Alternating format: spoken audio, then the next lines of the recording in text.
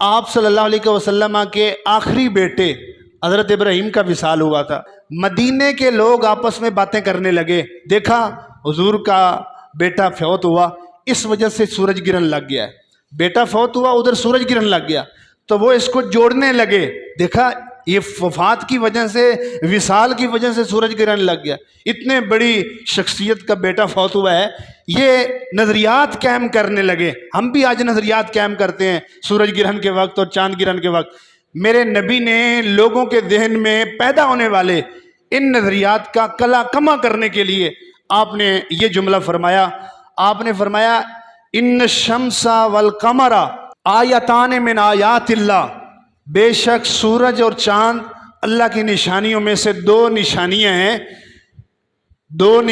ہیں، ان نشانیوں کی وجہ سے لا یکسفان لموت احد ولا لحیات، کسی بھی بندے کے مرنے یا کسی بھی بندے کے پیدا ہونے کی وجہ سے ان کو سورج گرہن نہیں لگتا، یہ محض اللہ کی نشانیاں ہیں۔ دیہاتوں کے اندر کہ جب چاند گرہن لگتا ہے یا سورج گرہن لگا ہوتا ہے تو وہ خاتون جو پریگننسی میں ہوتی ہے، حاملہ ہوتی ہے، پیٹ میں بچہ ہوتا ہے، اس کو سونے نہیں دیتے، کہتے ہیں اگر آپ سو گئی تو پھر بچے پر اثر پڑے گا۔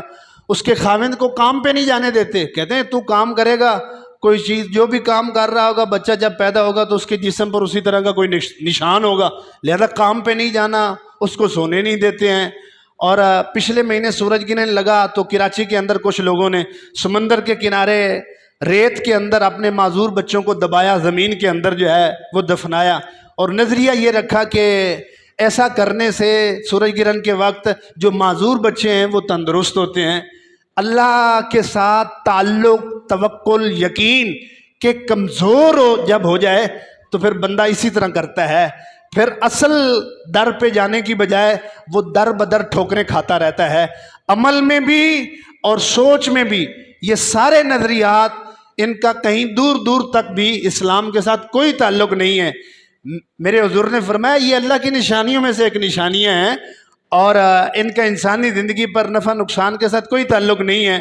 ایسا نہیں ہے کہ سورج گرہن لگا ہو تو ماں کوئی کام کرے گی یا خاوند کوئی کام کرے گا تو بچہ معذور پیدا ہوگا، بچے کا جسم پر، باڈی پر کوئی نہ کوئی جو ہے اس کے اثرات ہوں گے۔ مینٹلی ٹارچر، اس کو تنگ کرنا، دباؤ ڈالنا اور اس کو تکلیف دینا، اس سے پرہیز کیا جائے۔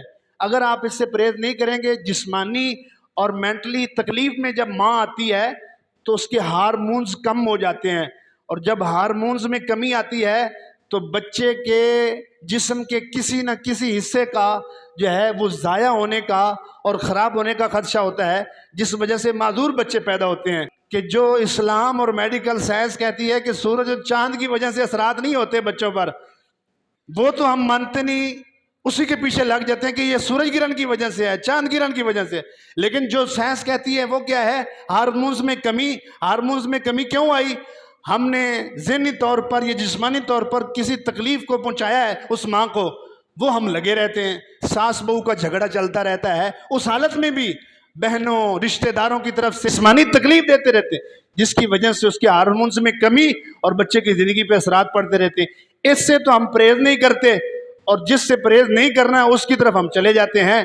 اصل میں انسان کا مزاج ہے وہ ہر جو مصیبت اور پریشانی ہے اس کا سورس اور ذریعہ اپنے اندر ڈھونڈنے کی بجائے وہ ارد گرد ڈھونڈتا رہتا ہے۔ وَفِي أَنفُسِكُمْ أَفَلَا تُبْصِرُونَ، اللہ فرماتا ہے تیری زندگی میں جو بھی آتا ہے اس کو اپنے اندر ڈھونڈ، تیرے اپنے کسی عمل کی وجہ سے ہے، نہ یہ کہ اس کی وجہ سے، اس کی وجہ سے، اس کی وجہ سے۔ میرے حضور نے فرمایا 3 کام کرو، صلو فدعوا اللہ وتصدقوا، 3 کام کرو۔ کتنے کام کرنے ہیں؟ 3 کام۔ آج کے بعد بھی آپ یہ نظریے رکھیں گے جو میں نے آپ سے شیئر کیے ہیں، یہ اس طرح کے مسلمان ہونے کے بعد یہ سب جو ذہن کے فیبریکیٹڈ آئیڈیاز ہیں ان کو ختم کر دیں۔ 3 کام حضور نے فرمایا، نماز پڑھو 2 رکعت، جیسے میں نے پہلے آپ کے سامنے اس کی تفصیل عرض کی۔ نمبر 2، فدعوا اللہ، جتنا ہو سکے چلتے پھرتے اٹھتے بیٹھتے اللہ سے دعا کرتے رہو، دعا کرتے رہو۔ نمبر 3، وتصدقوا، تھوڑا زیادہ جتنا ہو سکے صدقہ خیرات کرو۔